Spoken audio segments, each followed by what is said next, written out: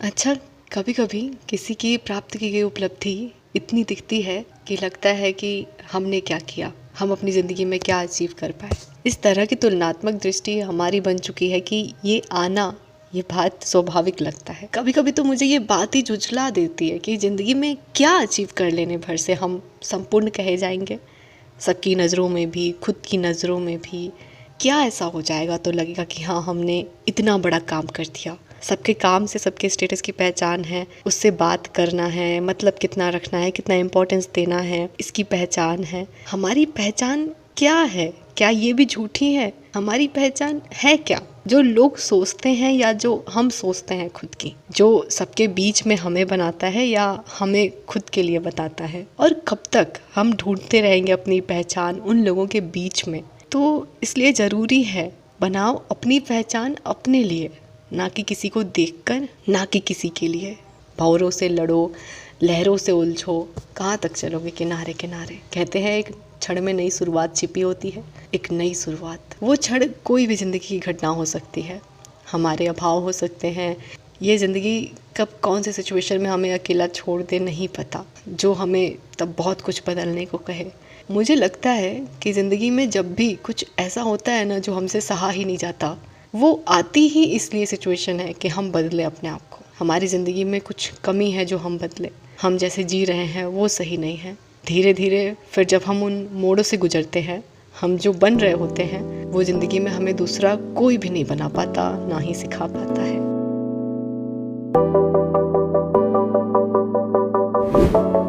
Hello दोस्तों, good evening. मेरा नाम है जागृति और आप सभी का बहुत बहुत स्वागत है हमारे एग्ज़ाम के एक दिन पहले। कल एग्ज़ाम है तो आज क्या हालत हो सकती है ये हम सभी महसूस कर सकते हैं।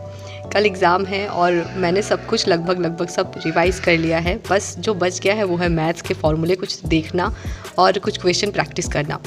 मैथ्स एक ऐसी चीज़ है जो लगातार प्रैक्टिस की डिमांड करता है, और यदि हम प्रैक्टिस से चूकते हैं, बीच में इरेगुलर हो जाते हैं, तो फिर जो हमारी स्पीड है वो धीरे धीरे स्लो हो जाती है। तो मेरा भी अभी कुछ हाल ऐसा ही है। बीच में लगभग मुझे लग रहा है मैं 1 महीने के बाद मैथ्स लगा रही थी। ऐसा नहीं था कि मैं सब भूल गई हूँ, सब याद था, बस एक बार रिकॉल करने की ज़रूरत थी। और अभी तो ये रिकॉल करने की स्पीड और बढ़ गई थी क्योंकि कल एग्ज़ाम है, तो वो एक अलग ही उत्प्रेरक की तरह काम कर रहा था। खैर, शाम है और कल सुबह एग्ज़ाम है, तो इतना हमारे पास टाइम नहीं है कि हम सारे क्वेश्चन लेकर के बैठे और उनको प्रैक्टिस कर अपनी स्पीड को भी यहाँ पर बढ़ाएं। लेकिन मेरी कोशिश यहाँ पर ये थी कि मैं ज़्यादा से ज़्यादा जो फॉर्मूले हैं उनको अच्छे से रिवाइज़ कर लूँ, और जो क्वेश्चन हैं जो देखकर मुझे लग रहा था कि नहीं मैं ये कर जाऊँगी, मैं वो क्वेश्चन प्रैक्टिस नहीं करी थी। लेकिन जो क्वेश्चन ऐसे थे जिन्हें देख करके लग रहा था कि नहीं मैं फंसूँगी, मेरा कोशिश था मैं वैसे ही क्वेश्चन अभी प्रैक्टिस करूं। अच्छा, एग्ज़ाम में पढ़ते समय एक अलग सी इंट्यूशन भी अंदर आती है ना कि नहीं इस तरह के क्वेश्चन पूछे जा सकते हैं, इस तरह के नहीं पूछे जा सकते। ये हमारा अनुभव भी हो सकता है। तो मैं भी अभी यही सब सोच करके पढ़ रही थी, क्योंकि 10 नंबर का हमारा मैथ्स रहने वाला है और सिलेबस के हिसाब से ही मैं सारे टॉपिक अपने पढ़ रही थी। सिलेबस में जो टॉपिक थे मैं उन्हीं के चैप्टर्स खोल रही थी और उनसे रिलेटेड कुछ फॉर्मूले और उनसे रिलेटेड कुछ इंपॉर्टेंट क्वेश्चन जो मुझे लग रहा था कि एग्ज़ाम में आ सकता है, मैं बस वही अभी प्रैक्टिस कर रही थी।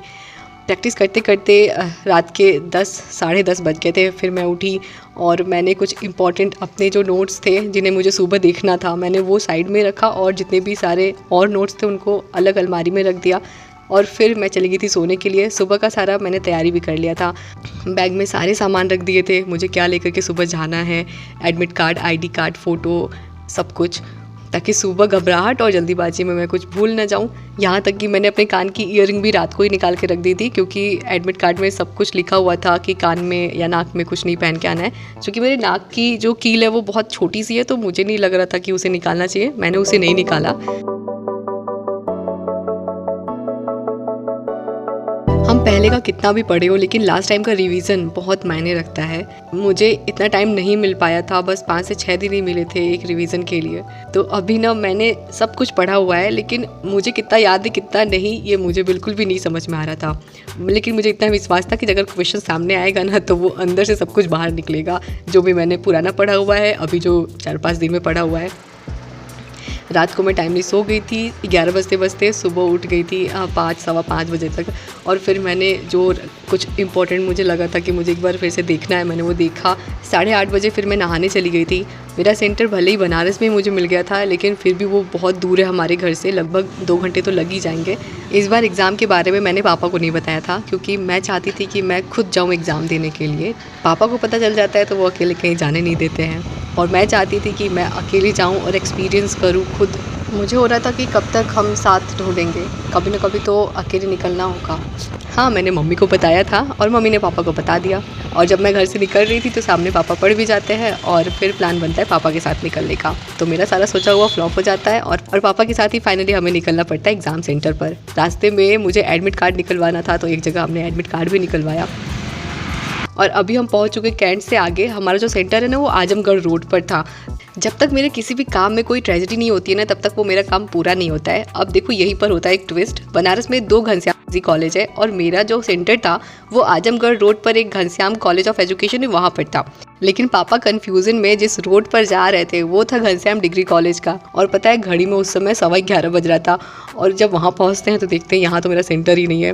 और मेरा जो हार्ट बीट है वो एकदम तेज़ हो जाता है, क्योंकि 12:15 बजे तक गेट बंद होने का टाइमिंग लिखा हुआ था एडमिट कार्ड पर, और हम लोग 11:15 बजे अभी अपने सेंटर से 10-15 किलोमीटर दूर थे। लेकिन फिर पापा ने जल्दी से अपनी गाड़ी की स्पीड बढ़ाई, और हम लोग मेन अपने सेंटर पर पहुंचते हैं लगभग 11:15 बजे।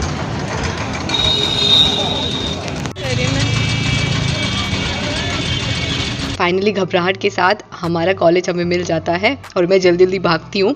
सबकी एंट्री लगभग हो ही चुकी थी। एक तो एग्ज़ाम की घबराहट, ऊपर से लेट ना हो जाए इस बात की घबराहट, और यहाँ पर ना मेरी हालत एकदम मिक्स वाली थी। लंबी लंबी सांसें लिया मैंने, क्योंकि एग्ज़ाम देना था, तो एकदम रिलैक्स लक्ष्मी। अंदर जाते ही पहले तो आईडी प्रूफ्स वगैरह चेक किए जाते हैं, इसके बाद बायोमेट्रिक स्टार्ट होती है। फिर हम लोग अंदर एंट्री करते हैं, और लगभग 45 मिनट के बाद हमारा एग्ज़ाम स्टार्ट होता है। एग्ज़ाम का 1.5 घंटा एकदम फटाफट से बीत जाता है, पता ही नहीं चलता बस। और फिर मैं बाहर निकलती हूँ। एग्ज़ाम बीत गया है, तो अब हम घर की ओर प्रस्थान करेंगे। लेकिन फिर हमें हमारी एक सहपाठी मिल जाती है, जो हमारी ही तरह एग्ज़ाम देने आई होती हैं।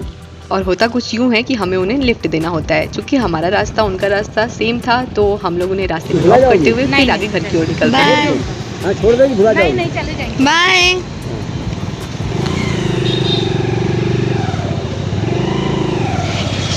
आपको भी लग रहा होगा कि अब हम लोग घर की तरफ ही चल रहे हैं। मुझे भी ऐसे ही लग रहा था, लेकिन हम एक बात भूल रहे हैं कि हम पापा के साथ घर से बाहर निकले हैं।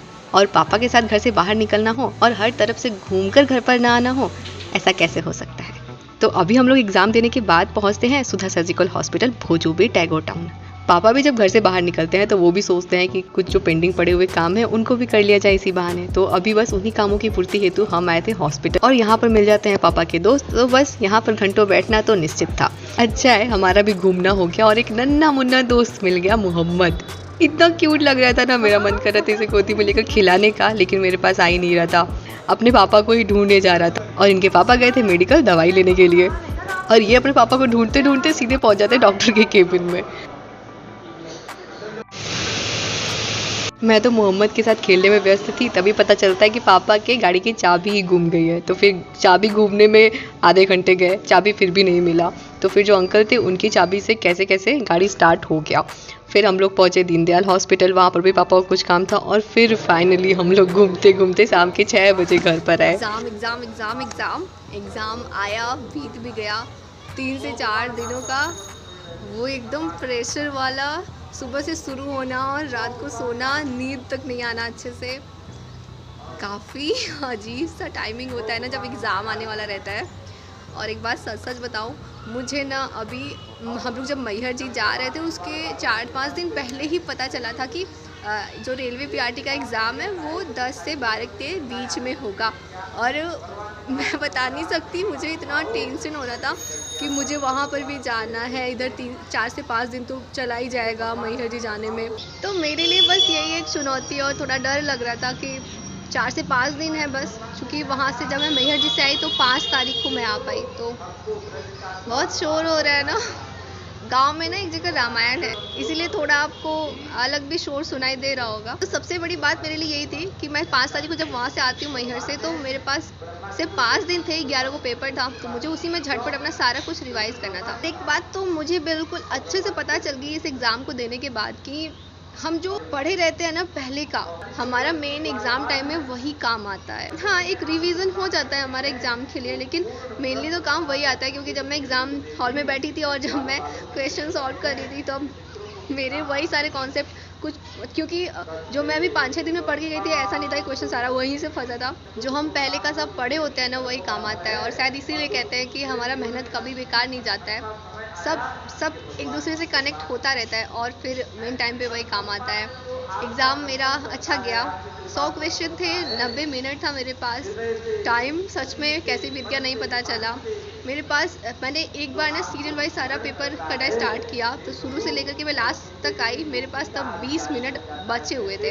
तो उन 20 मिनट पे मैंने क्विक जो क्वेश्चन छोड़ा हुआ था, जो क्वेश्चन मुझे लग रहा था टाइम लेगा, मैथ के जैसे कुछ क्वेश्चंस थे, 1-2 क्वेश्चन ऐसे थे जो बहुत ज़्यादा कैलकुलेटिव थे, तो मैंने उनको लास्ट में रखा था कि लास्ट में करेंगे। तो वो सारा मैंने झटपट करना शुरू किया। कुछ क्वेश्चन ऐसे थे मैथ्स के, एक ना मीडियन से क्वेश्चन दिया हुआ था, ऐसा चार्ट बना करके डाटा दिया हुआ था, और मीडियन का क्वेश्चन था, उसमें पूछा था मीडियन इसका बताइए। मेरा वो क्वेश्चन छूट गया क्योंकि मैं फॉर्मूला देख करके नहीं गई थी मीडियन वाला, तो मुझे थोड़ा अफसोस भी हो रहा था कि मैंने फॉर्मूला क्यों नहीं देखा। कुछ क्वेश्चन ऐसे थे जो आप तुरंत पढ़ेंगे तुरंत आंसर। पेपर का लेवल ठीक था, ना बहुत ज़्यादा हार्ड था ना बहुत ईजी था, बीच में था। जो 50 नंबर के प्रोफेशनल एबिलिटी के क्वेश्चंस थे वो कॉन्सेप्ट पर बेस्ड थे। ऐसा नहीं था कि हमारा सिर्फ फैक्ट्स है, हमने याद किया और वहाँ पर टिक लगा दिया, ऐसा नहीं था। हर क्वेश्चन में आपको सोचना पड़ रहा था। यदि आपकी कॉन्सेप्चुअल नॉलेज जो है वो क्लियर नहीं है, हमारे लिए क्वेश्चन का आंसर कर पाना डिफ़िकल्ट था।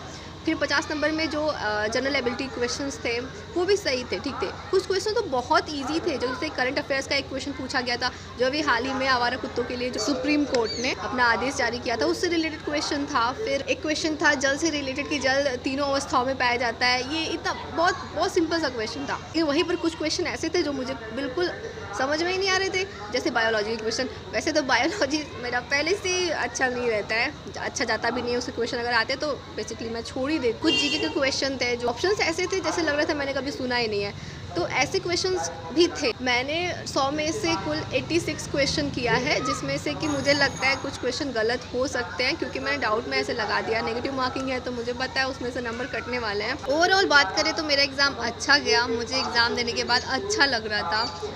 पहले तो डर था कि कहीं सेंटर दूर ना चला जाए, फिर सेंटर बनारस हुआ तो मुझे बहुत अच्छा लगा। फिर था कि अब मुझे अपना 100% देना है, और मुझसे जितना हो पाया मैंने अपना पूरा 100% दिया। लेकिन मेन काम पता है क्या आता है, वही हमारा पुराना सब पड़ा हुआ। मेरी लाइफ की ये दूसरी जॉब के लिए दी जाने वाली मेरी परीक्षा थी।